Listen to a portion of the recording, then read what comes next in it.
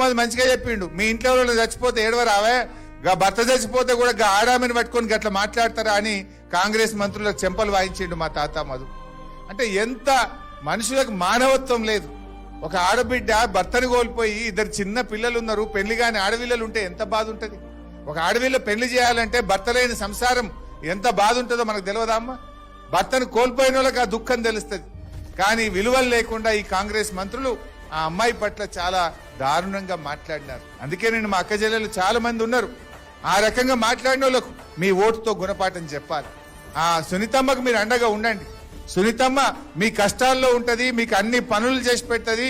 సునీతమ్మకు పూర్తి అండదండగా BRS party ఉంటది, మేమందరం కూడా ఉంటాం.